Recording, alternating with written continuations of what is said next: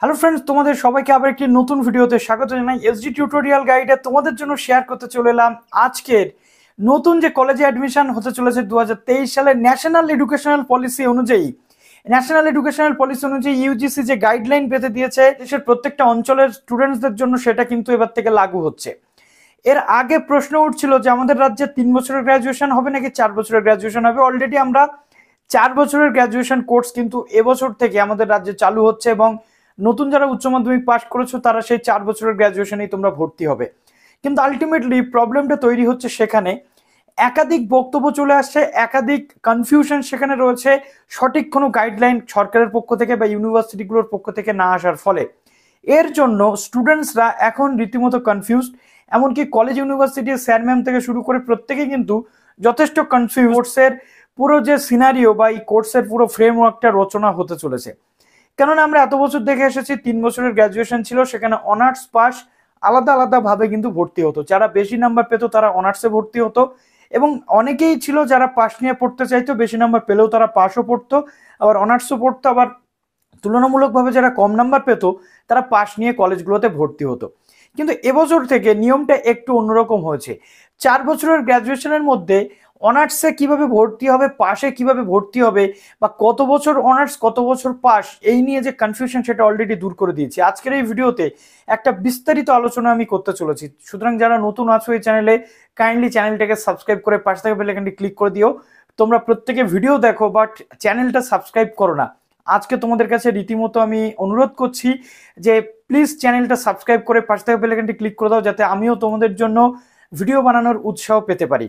তো গত সোমবার একটি মিটিং হয়েছিল উচ্চ শিক্ষা সংসদের সাথে আমাদের রাজ্যের বিভিন্ন কলেজ ইউনিভার্সিটির যারা উপাচার্য রয়েছেন, প্রিন্সিপাল রয়েছেন তাদের সাথে, এবং সেখানে এখনো পর্যন্ত আর মাত্র 16 দিন মতো টাইম রয়েছে কলেজ অ্যাডমিশনের যে ভর্তি প্রক্রিয়া শুরু হতে বা ফর্ম ফিল আপ শুরু হতে। এখনো পর্যন্ত রীতিমতো তারা কনফিউজ যে কিভাবে পুরো বিষয়টাকে ঢেলে সাজাবেন।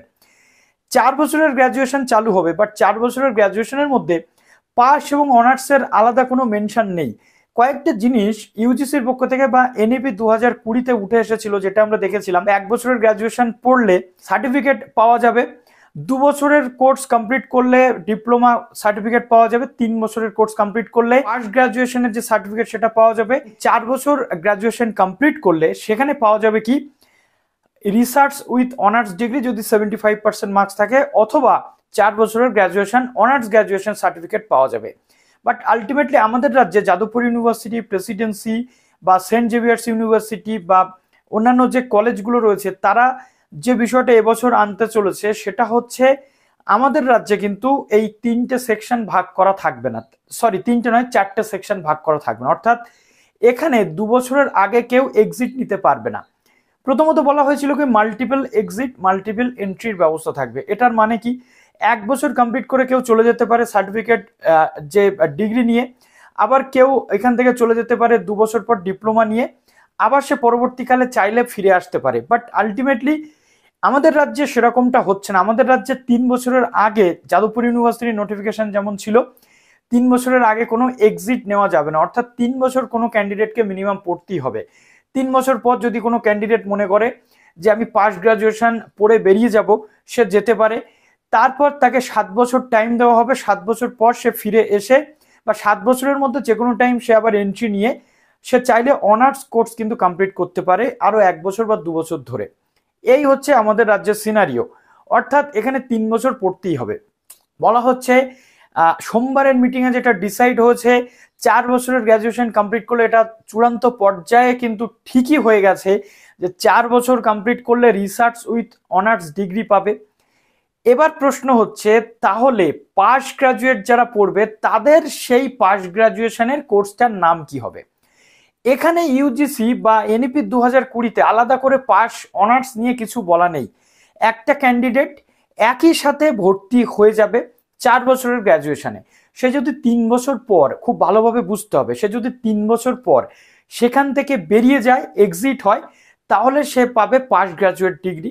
সে যদি 4 বছর পরে তাহলে পাবে অনার্স গ্র্যাজুয়েট ডিগ্রি। এই পর্যন্ত ক্লিয়ার হলো? আমাদের রাজ্যে এতদিন যে সুবিধাটা ছিল, কি সুবিধা? নাম্বার 1, অনার্স আলাদাভাবে স্টুডেন্টসরা ভর্তি হতো, পাস আলাদাভাবে স্টুডেন্টসরা ভর্তি হতো, সেটার কিন্তু আর কোনো পার্থক্য থাকছে না। কিরকম পার্থক্য থাকছে না? তোমাকে কিন্তু ভর্তি হতে হবে 4 বছরের গ্র্যাজুয়েশনে একেবারেই। তুমি 3 বছর পরে যদি বেরিয়ে যাও তাহলে তুমি পাস গ্র্যাজুয়েশন পাবে, 4 বছর পর বেরোলে তুমি পাবে অনার্স গ্র্যাজুয়েশন ডিগ্রি। কিন্তু এই পাশের ভর্তির ক্ষেত্রে অনার্সের ভর্তির ক্ষেত্রে কাট অফ কিন্তু আলাদা হয়। আমরা দেখেছি অ্যাজ ইট ইজ বেশিরভাগ ক্ষেত্রে পাস গ্র্যাজুয়েশন পড়তে গেলে মিনিমাম 30% নাম্বার বা কাট অফ 30% থাকলে কিন্তু চান্স পাওয়া যায়। বাট অনার্স গ্র্যাজুয়েট পড়তে গেলে 70%, 80%, যত বেশি মার্কস থাকে তত বেশি চান্স পাওয়া যায়।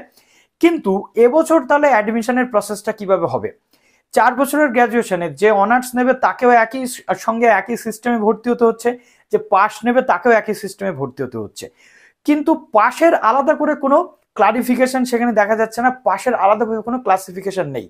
এর মধ্যে আবার আমরা দেখতে পাচ্ছি ক্যালকাটা ইউনিভার্সিটি সহ বিভিন্ন ইউনিভার্সিটি যারা কিন্তু মাল্টিডিসিপ্লিনারি কোর্সেস, ইন্টারডিসিপ্লিনারি কোর্সেস করাচ্ছে।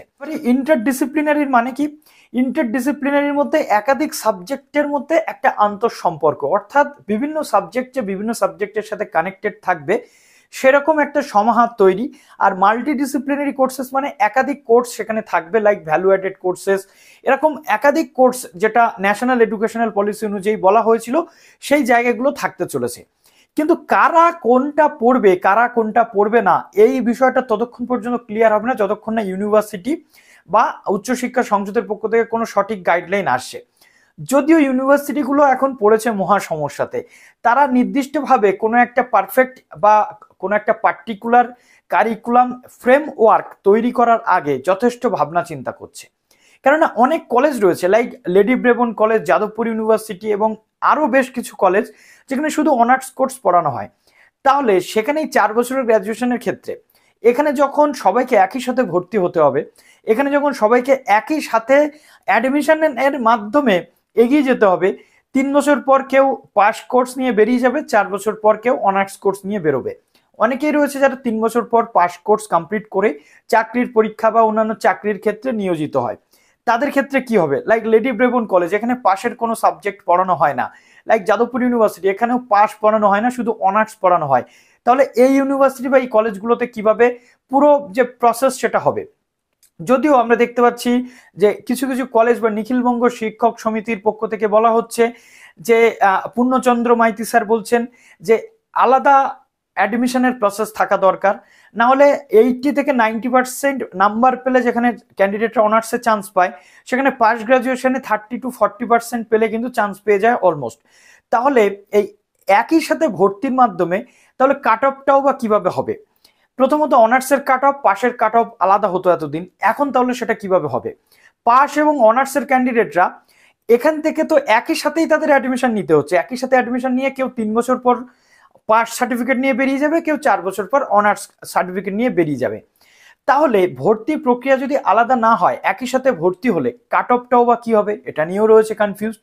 তো বিদ্যাসাগর ইউনিভার্সিটি বা বিভিন্ন ইউনিভার্সিটির পক্ষ থেকে যেমন যেমন তথ্য আসছে, হ্যাঁ তার মধ্যে আরো একটা বিষয় উল্লেখ করা হয়েছে, কল্যাণ ইউনিভার্সিটির পক্ষ থেকে যেমন একটা আনঅফিসিয়াল বিষয় উঠে এসেছে বা যেখানে নিউজ পেপারের বিবৃতি উঠে আসছে, যেখানে বলা হচ্ছে যে মেজর এবং মাইনর কোর্স, অর্থাৎ মেজর এবং মাইনর কোর্সের মধ্যে কিছু ডিফারেন্স থাকবে, যেখানে CC1 CC2 পেপার যেমন আমাদের থাকে, অর্থাৎ মেন পেপারগুলো, সেই মেন পেপারগুলো পাস এবং অনার্সের ক্ষেত্রে কিভাবে ডিস্ট্রিবিউট হবে, মার্কস কিভাবে ডিস্ট্রিবিউট হবে। যদিও কল্যাণ ইউনিভার্সিটির পক্ষ থেকে যেমনটা বলা হচ্ছে যে 3 বছর যারা পাস গ্রাজুয়েট করে কমপ্লিট করে চলে যাবে তাদের মেজর ডিগ্রি না দিয়ে মাইনর ডিগ্রি দেওয়া হবে বা মাইনর সার্টিফিকেট। এবার প্রশ্ন এটাও উঠছে যে চাকরির ক্ষেত্রে এই মাইনর সার্টিফিকেটটা কতটা ভ্যালু দেবে, এটাও একটা প্রশ্ন। সুতরাং এই নিয়ে পুরো ঘেটে ঘ একটা পরিস্থিতি। তবে যেটা দেখা যাচ্ছে আপাত দৃষ্টিতে যে এক একটা ইউনিভার্সিটির পক্ষ থেকে এক এক রকম বক্তব্য উঠে আসছে, তবে বেশিরভাগ ক্ষেত্রে যেটা উঠে আসছে সেটা হচ্ছে 4 বছরের গ্র্যাজুয়েশন এটা নিশ্চিত হয়েছে, কিন্তু 4 বছরের গ্র্যাজুয়েশনের মধ্যে পাসদের জন্য আলাদাভাবে কোনো কিছু ডিফারেন্সিয়েট এখনো পর্যন্ত দেখা যাচ্ছে না। তাহলে রাজ্যে কি পাস এবং অনার্সের যে সংজ্ঞা ছিল এতদিন সেটা বদলাতে চলেছে?